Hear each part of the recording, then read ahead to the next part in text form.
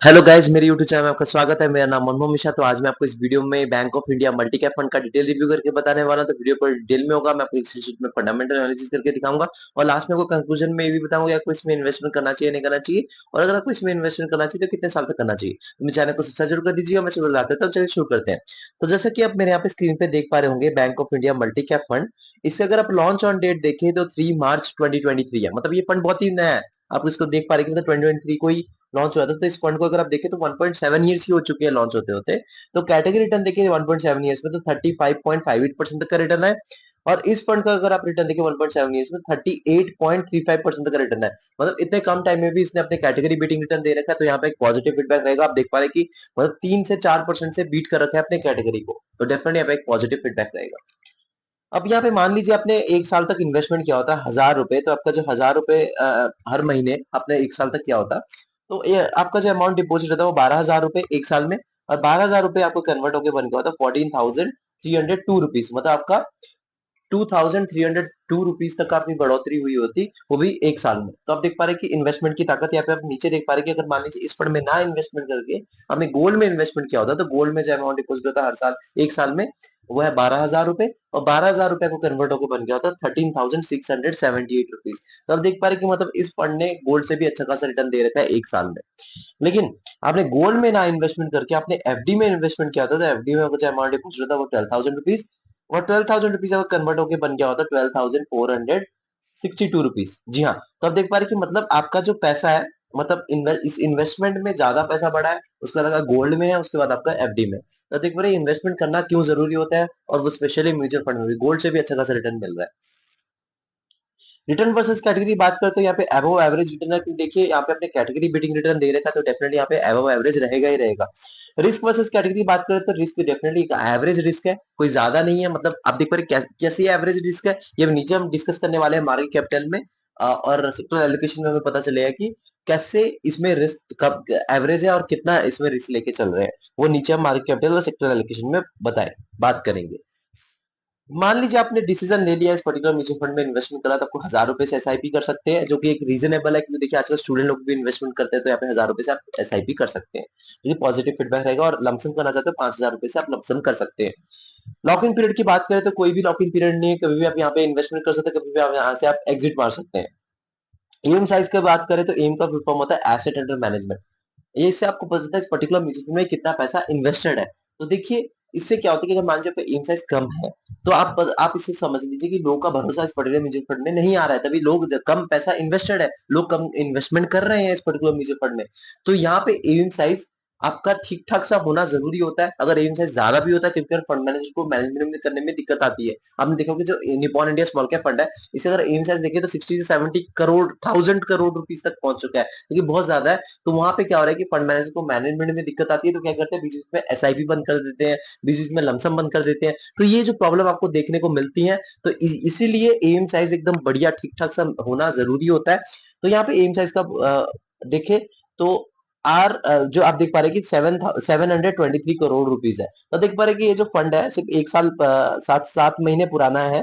तो उसके हिसाब से देखा जाए तो एम साइज ठीक ठाक सा है। मैं यहाँ पे ना तो पॉजिटिव फीडबैक दूंगा ना तो नेगेटिव फीडबैक दूंगा। यहाँ पे एम साइज थोड़ा सा और ज्यादा हो सकता था, मतलब 2000 या 1500 करोड़ रुपीस तक हो सकते थे, लेकिन इतना ज्यादा यहाँ पे नेगेटिव फीडबैक नहीं रहेगा, क्योंकि फंड भी ज्यादा पुराना नहीं है, सिर्फ 1.7 ईयर्स ही हो चुके हैं। तो उसके बेसिस पे एम साइज ठीक ठाक सा है, ना तो नेगेटिव फीडबैक रहेगा ना तो पॉजिटिव फीडबैक रहेगा, तो एवरेज है।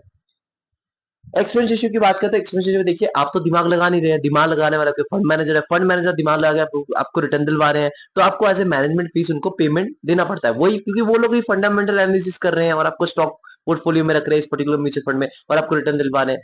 तो वहां पे प्रॉफिट का कोई परसेंटेज देना पड़ता है उनको एज ए मैनेजमेंट फीस। तो यहाँ पे देखा जाए 1% से नीचे उसको अच्छा खासा माना जाता है, कि देखिए लॉन्ग टर्म में 1% भी लाखों करोड़ों का डिफरेंस हो जाता है। लेकिन मेरे हिसाब से जो मैंने सेट करके 0.7% से नीचे उसे अच्छा खासा माना जाता है, कि देखिए 0.8 या 0.9% या 1% भी लाखों करोड़ों का डिफरेंस बन जाता है लॉन्ग टर्म में। अगर आप देखें तो अगर आप इतना ज्यादा हिस्सा देंगे तो डेफिनेटली आप बहुत ज्यादा लॉस में ही आपको सेल करना पड़ेगा।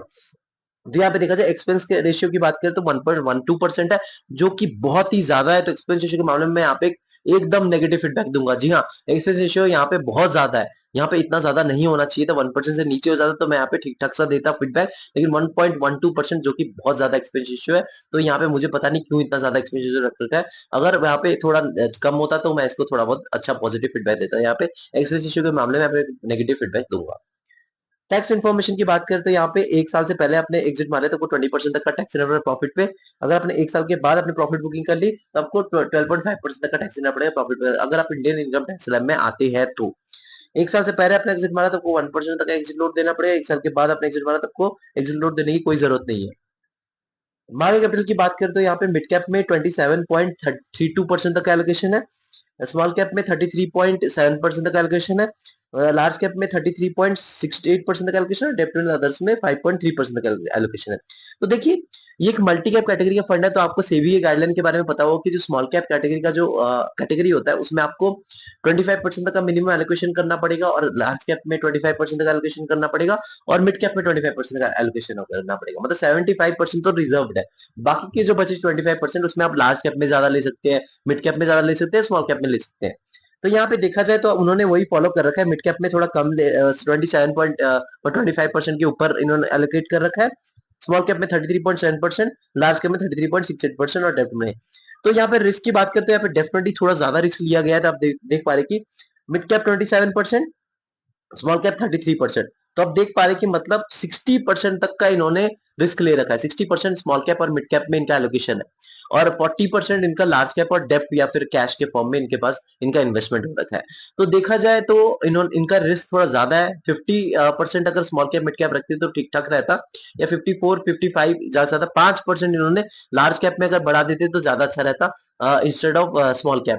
तो यहाँ पे डेफिनेटली थोड़ा ज्यादा रिस्क लिया जा रहा है, तभी आप रिटर्न भी देख पा रहे हैं कि 1.7 ईयर्स में 38.35% तक का मैसिव रिटर्न है, वो भी मल्टी कैप कैटेगरी में। लेकिन मैं आपको एक चीज बता दूं, मल्टी कैप में अगर आप इन्वेस्टमेंट करते हैं, लॉन्ग टर्म के लिए वेट करते हैं, मतलब अगर मान लीजिए 10 साल तक या 8 साल तक, तो आपको 15 से 20% ज्यादा से ज्यादा 21-22% तक का रिटर्न मिलता है ऑन एन एवरेज। तो आप ये मत सोचिए कि 38% तक का रिटर्न दे रहा बहुत बढ़िया, ऐसा नहीं है। लॉन्ग टर्म में ये एवरेज आउट हो जाता है कम ऊपर नीचे होके, तो डेफिनेटली यहाँ पे आप इस चीज को भी कंसिडर कर सकते हैं। तो इस मामले में मैं बोलूं कि थोड़ा सा इन्होंने रिस्क ले रखा है, थोड़ा सा कम रिस्क हो सकता था लेकिन इन्होंने लिया नहीं, तो यहाँ पे एक नेगेटिव फीडबैक रहेगा कि 5% या 6% एलोकेशन इनका लार्ज कैप में हो सकता था और स्मॉल कैप में कम करके, लेकिन उन्होंने किया नहीं है, तो इसलिए मैं यहाँ पे एक नेगेटिव फीडबैक दूंगा। रिस्क के मामले में रिस्क यहाँ पे थोड़ा बहुत ज्यादा लिया गया है with respect to its category, तभी यहाँ पे आपको मार्केट कैपिटल में देखने को मिल रहा है कि स्मॉल कैप में ज्यादा एलोकेशन भी है, लार्ज कैप में भी उसी के बराबर है, लेकिन लार्ज कैप में थोड़ा और बढ़ा सकते थे। सेक्टरल एलोकेशन के बारे में बात करें तो फाइनेंशियल सर्विसेज में 23.78% का एलोकेशन है, बेसिक बेसिक मेटल्स में 17.67% का एलोकेशन है, टेक्नोलॉजी सेक्टर में 12.31% का एलोकेशन है, कंज्यूमर साइकिल में 11.4% का एलोकेशन है, इंडस्ट्रियल सेक्टर में 8.29% का एलोकेशन है, हेल्थ केयर में 7.61% का एलोकेशन है, कम्युनिकेशन सर्विसेज में 5.02% का एलोकेशन है, कंज्यूमर डिफेंसिव में 4.99% का एलोकेशन है, एनर्जी सेक्टर में 4.9% का एलोकेशन है और लास्ट में आपका रियल स्टेट में 1.7% का एलोकेशन है। तो एलोकेशन के मामले में जो ऊपर के जो 5 सेक्टर्स है ना, financial services, basic materials, technology और कंज्यूमर साइक्लिकल और इंडस्ट्रियल, ये जो 5 सेक्टर अगर अच्छा खासा परफॉर्मेंस आपको देते हैं, पर्टिकुलर म्यूचुअल फंड भी अच्छा खासा परफॉर्मेंस देगा। तो ये होना बहुत जरूरी, तो यहाँ पे मैंने सेक्टर एलोकेशन के मामले में बताऊं तो इन्होंने प्रॉपर्ली डाइवर्सिफाई कर रखा है, तो मैं यहाँ पे एक पॉजिटिव फीडबैक दूंगा सेक्टर एलोकेशन के मामले में। फंड मैनेजर की बात करें तो यहाँ पे एक फंड मैनेजर वो है नितिन गोसार, इनका एक्सपीरियंस देखा जाए 2.14 इयर्स का है इस पर्टिकुलर फंड में। तो देखा जाए यहाँ पे थोड़ा कम एक्सपीरियंस है, लेकिन इनका 2 इयर्स तक का जो है ना, आप इनके ट्रैक कर सकते हैं इन्होंने 2 इयर्स में कितना अच्छा खासा रिटर्न दिलवा रखा है और इनकी स्ट्रैटेजी क्या होती है, तो थोड़ा बहुत ट्रैक करके आप भी कॉन्फिडेंट हो सकते हैं और इसमें रिसर्च करके इन्वेस्टमेंट भी कर सकते हैं। तो ये जो है थोड़ा और ज्यादा एक्सपीरियंस होता है इस पर्टिकुलर म्यूचुअल फंड में इनका, तो ज्यादा अच्छा रहता। लेकिन यहाँ पे मैं एक एवरेज सा फीडबैक दूंगा, ना तो नेगेटिव ना तो पॉजिटिव। अगर ये 1 साल या 1 साल से नीचे होते तो मैं डेफिनेटली यहाँ पे नेगेटिव फीडबैक देता, लेकिन यहाँ पे इस पर्टिकुलर म्यूचुअल फंड में इनका 2.14 ईयर्स का एक्सपीरियंस है, तो डेफिनेटली मैं एवरेज सा फीडबैक दूंगा फंड मैनेजर के मामले में। रेटिंग की बात करते हैं, इसको 3 आउट ऑफ 5 रेटिंग मिल रहा है। देखिए आप यहाँ पे बोलेंगे यार रिटर्न तो बहुत मैसिव है, 1.7 इयर्स में तो यार 38.35% का रिटर्न है, और तब भी आप यहाँ पे रेटिंग क्यों 3.3 आउट ऑफ 5 दे रहे हैं? तो देखिए रिटर्न ना मैटर नहीं करता यहाँ पे, रिटर्न चलो हाँ मैटर करता है, लेकिन कैटेगरी बीटिंग रिटर्न होना जरूरी होता है, क्योंकि देखिए आप इसके बेंचमार्क या फिर इसके इंडेक्स को कंपेयर करके ही आप बता सकते हैं कि एक म्यूचुअल फंड अच्छा है या नहीं है।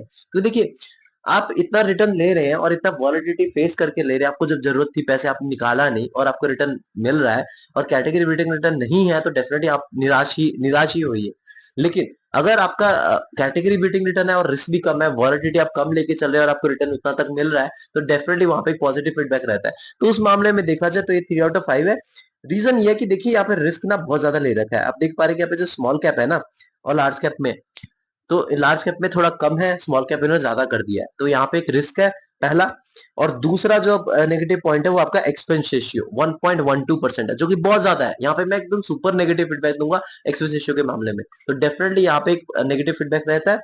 और एम साइज थोड़ा सा और ज्यादा हो सकता था, लेकिन हाँ, ये कोई पार्शियली आप इसको थोड़ा बहुत मान सकते हैं कि नेगेटिव, लेकिन इतना ज्यादा नहीं है। हाँ, ये इसको आप एवरेज मान सकते हो। तो ओवरऑल देखा जाए तो एक ठीक-ठाक सा फंड है। अभी के मामले में देखिए अभी जज करना थोड़ा मुश्किल है, क्योंकि देखिए 1.7 ईयर्स ही हुए हैं इस फंड को। तो 1.7 ईयर्स में कैसे जज कर सकते हैं? एक पर्टिकुलर म्यूचुअल फंड को आप मिनिमम 5 या 6 साल में ही जज करेंगे तो अच्छा रहता है, कि हाँ 5-6 साल हो चुके हैं, कितना अच्छा खासा रिटर्न दिलवा रखा है, एवरेज आउट करके कितना अच्छा खासा रिटर्न दिलवा रखा है। तो ये चीज़ जानना थोड़ा ज़रूरी होता है। तो मैं आपको ये बताऊँगा कि आप खुद रिसर्च करके इन्वेस्टमेंट करिए और आप कोई दूसरे मल्टी कैप कैटेगरी का फंड देखिएगा, जो कि थोड़ा बहुत ज़्यादा पुराना है, मतलब 5 या 10 साल का पुराना फंड हो चुका है। तो उसमें आप पास्ट रिटर्न उनके बारे में जान सकते हैं, उनकी फंड मैनेजर की स्ट्रैटेजी के बारे में जान सकते हैं। थोड़ा-सा कम स्ट्रैटेजी के बारे में जान नहीं सकते हैं यहाँ पे।